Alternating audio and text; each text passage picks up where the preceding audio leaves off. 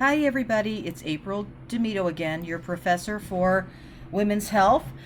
And I wanted to go over the expectations of week 3 and a couple of other things. I'm working hard to try and clarify stuff for people so that you have a greater understanding of what's going on in our course. I want you to get the most out of it as you possibly can. So let's look. Now, these are the two sections I'm teaching right now, 668. Section 103 and 105. So I'm going to open up one of them, but they apply to the same because the assignments are the same. So let's open up this one. And we are about to begin week 3. Hard to believe. Time's going by so fast. So let's look what week 3 entails. Our overview and objectives. So this talks about the newborn and defines exactly what the newborn is and what neonatal means. The objectives.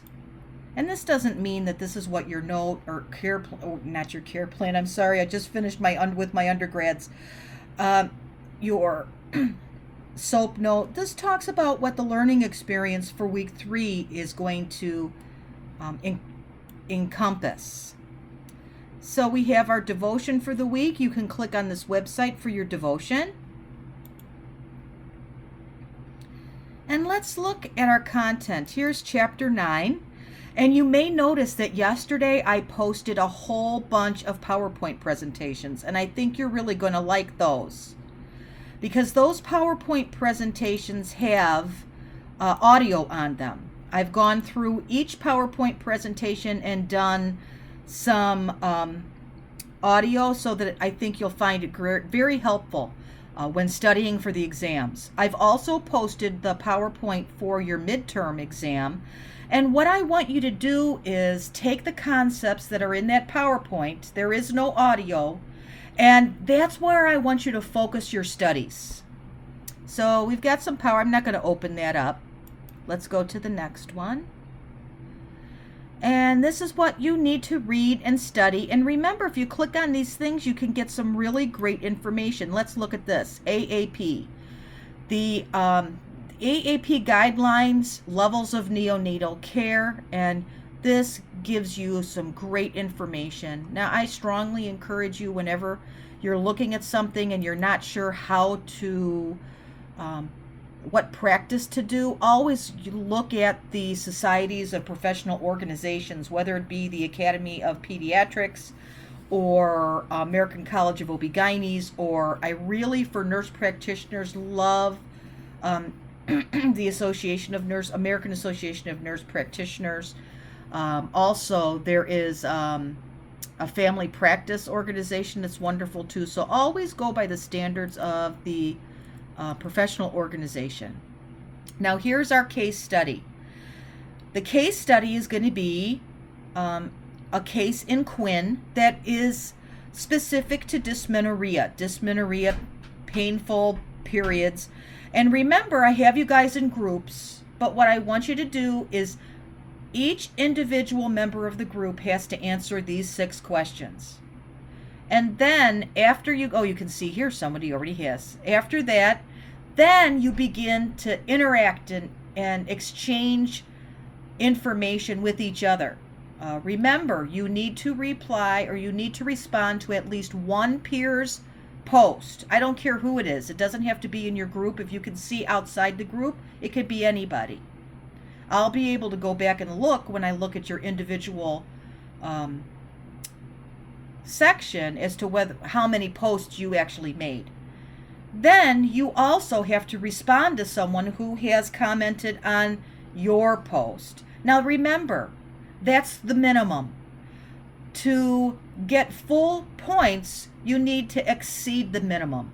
So there is no number attached to it. Remember, as I said in our last conversation, a lot of it has to do with how intensive it is, number of resources, your writing style, APA, all of that stuff I look at when I'm grading your papers. So it's not just the number of posts, it's the quality of the posts. That's very important. So let's see. That is week 3 in a nutshell. So let's look at something else here. I have to scroll all the way down to the bottom to get where I want to get to next. Okay, so I'll click next. And it's taking a long time. Here we go. SOAP note. So I've had lots of conversations on SOAP notes. There's a SOAP note rubric right here. If you click on this and pull it up, I sent you one yesterday. It's not a great example. We're actually in the process of redefining this SOAP note. So don't worry about the point level or any of that stuff, because those fields are already pre-populated in Canvas. What you need to look at is what I expect in your SOAP note. So the formatting is really important to me. I want to be able to recognize the fact that you can do a comprehensive physical assessment on these patients. And when you are doing a SOAP note, or when you're doing an evaluation of a patient, the first thing you're going to start out with is your CC, your chief complaint. And your chief complaint is just 1 or 2 words. What brought you into the clinic today? The patient may come in and say, oh, I came in today because I'm having an odd discharge from my vagina with cramping. It's been going on a long time. And that's a very important criteria, but that goes into the HPI. With the history of present illness, you can expand on that. You can write a paragraph of what the patient's telling you. But in the CC, it's just 1 to 2 words. And I want you to be mindful that we're very adamant about making sure that you are able to write a comprehensive SOAP note for many reasons. Number 1, you need to be able to know what information you need to get from the patient to help guide you in your differential, in developing your differentials, plus billing and coding. If you don't have the particular criteria present in your SOAP note, the insurance companies won't reimburse you for the treatment that's been delivered. So that's why we're so adamant about ensuring that you have all of the pertinent fields for a SOAP note, and how important it is. So that being said, I think that that's enough for our summary on week 3. And time is going by quickly, so let's go by the calendar. And here we are, week 3. So remember, that initial case study post is going to be due tomorrow.